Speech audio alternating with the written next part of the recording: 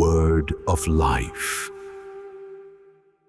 All right, so today we're jumping into one of the biggest, most world-changing stories out there, the Great Flood.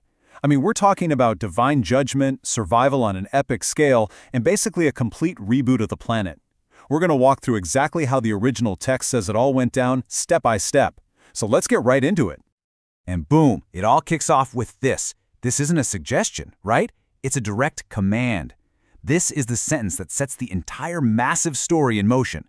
Noah gets the call because he's seen as righteous. And just like that, he's given the only ticket out. But also, can you imagine the weight of that responsibility?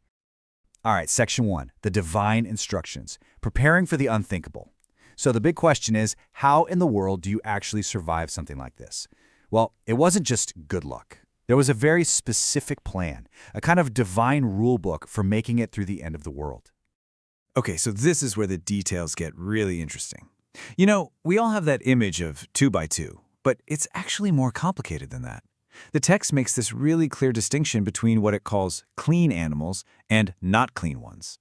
For the clean ones, think birds and certain beasts, he's supposed to bring them on by 7s. But for everything else, it's just 2, a male and a female. And that's a super important detail, not just for, starting over, but maybe for what they'd need immediately after. And here's the why behind the whole thing. The text spells it out, to keep seed alive upon the face of all the earth. So this was never just about saving Noah and his family. The entire mission, the ark, gathering all those animals, it was all for this one huge purpose. It's like a massive preservation project, making sure that life itself could get a fresh start. Just think about that for a second. You spent all this time building this enormous ark, and then you get the word, you have 7 days. That's it. 1 week until the flood begins. The text gives this final countdown, and you can almost feel the clock ticking. The pressure must have been immense.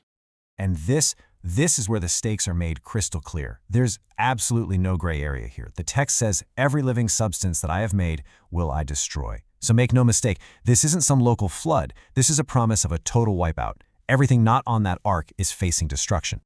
So now we're at the final countdown, obedience in the face of cataclysm. This is it. We're in those last few moments before everything changes, and it all hinges on one man's actions. And this right here is maybe the most important part of Noah's role in the story. He's given this insane, monumental task with a terrifyingly short deadline.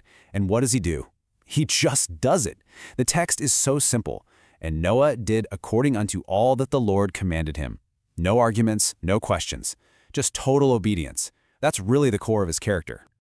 You know, it's pretty amazing how specific the text is. It's not just a long time ago. No, it says Noah was exactly 600 years old. The flood date's open on the 17th day of the 2nd month. These aren't vague details. They're like entries in a ship's log. And this is that moment, the point of no return when Noah, his family, and all those animals finally walk up the ramp and into the ark.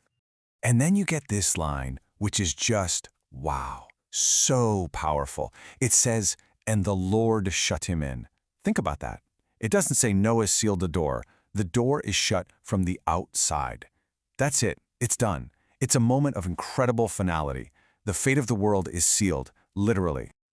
Okay, next up, the world submerged. 40 days and 40 nights. The door is sealed, and now it begins. This is the main event, the part of the story where the world is completely and utterly transformed by water. Now, this is so important for understanding just how massive this event was. It wasn't just rain, not by a long shot. The text says all the fountains of the great deep broke open, and the windows of heaven were opened. So you've got water bursting up from under the ground and pouring down from the sky. The world is basically being flooded from above and below all at once. It's a total breakdown of the way the world works. And of course, that brings us to this number that everyone knows, 40. 40 days and 40 nights. That's how long this two-pronged assault of water went on without stopping. Just an unbelievable, continuous deluge that started the process of sinking the entire world. The text actually breaks down the flood's progression into these 3 clear stages. It's a slow, terrifying escalation. First, the waters just increase, right? Enough to lift this giant boat off the ground. Then they prevail greatly, which is a way of saying they take over completely. And the ark is just floating on this brand new ocean. And finally, they prevail exceedingly. And at that point, everything, every single high hill, is gone, completely underwater. And if you're wondering just how deep we're talking, well, the text gives us a number. It says the water level was 15 cubits, that's roughly 22 feet, or over 6.5 meters higher than the very tops of the mountains. So this wasn't just filling up the valleys, this was covering the entire planet with water to spare over the highest peaks. Just mind-boggling.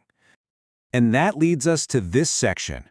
Only Noah remained, the aftermath of the deluge. So the storm is over, the waters have peaked, and what's left? We're shifting now to what the world looked like after it was all over. The text is almost like a coroner's report. It's incredibly systematic. It just lists everything that was destroyed, all the birds, all the cattle, every wild beast, every single creeping thing, and all of man. It's a checklist of extinction. The point is to show that nothing, absolutely nothing on dry land was left. And after that grim list of everything that was wiped out, you get this one haunting sentence. And Noah only remained alive, and they that were with him in the ark. That's it. That's all that's left. Out of the entire population of the planet, it's just the passengers on this one boat. It's an incredibly powerful and chilling statement. And here's a final critical piece of the timeline that a lot of people miss. The rain fell for 40 days, right? But the floodwaters themselves, they stayed at that peak level, covering the mountains for 150 days. 150, that's 5 months. Imagine that. For 5 solid months, the entire world was just a silent, global ocean. So what do we take away from all this? At the end of the day, we're left with this huge question. Is this story mainly about destruction, about wiping the slate clean through divine anger, or is it really a story about a new beginning, a kind of violent cosmic reset button to give humanity a second chance?